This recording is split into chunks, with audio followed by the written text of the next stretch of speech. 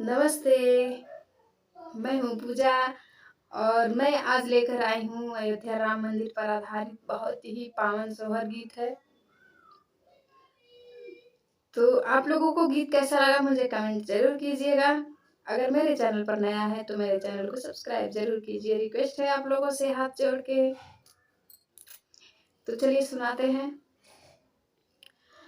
कहवा से आविले राम त कहवा से लक्ष्मणा कहवा से लक्ष्मणा हो अरे कहवा से आवे हनुमान त अवध बिराजेले अवध बिराजेले हो अरे कहवा से आवे हनुमान त अवध बिरा पूर्व से आवेले राम त अवरु बाबू लक्ष्मण अवरु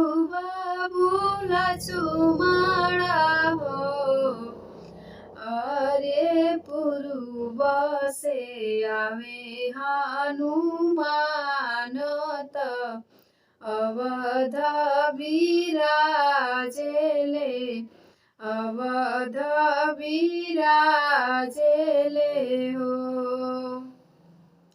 कहवा बैठैबो मेरा मायावरु बाबू लक्ष्मण अवरु बाबू लक्ष्मण हो अरे कहवा बैठैबो हनुमान त अवध बिराजेले अवध बिराजेले हो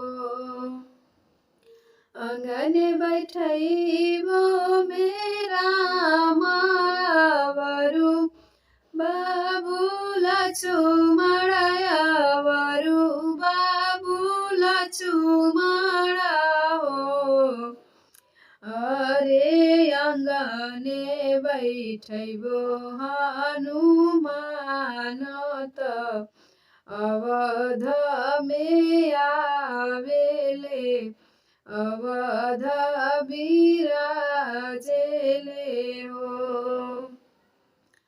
काहि खियैबो मेरा मात काहि बाबू लक्ष्मण काहि बाबू लक्ष्मण हो अरे काहि खियैबो हनुमान त अवध बिराजेले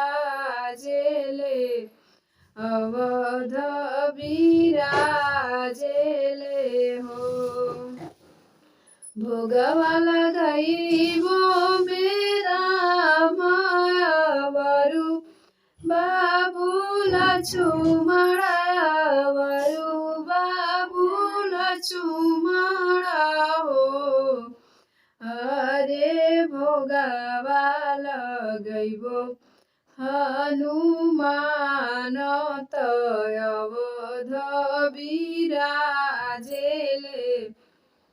अवध बिराजेले हो अरे भोगवा लगैबो हनुमान त अवध बिराजेले हो। तो गीत पसंद आया कि नहीं मुझे कमेंट जरूर कीजिएगा। आप लोगों से रिक्वेस्ट है हाथ जोड़ के।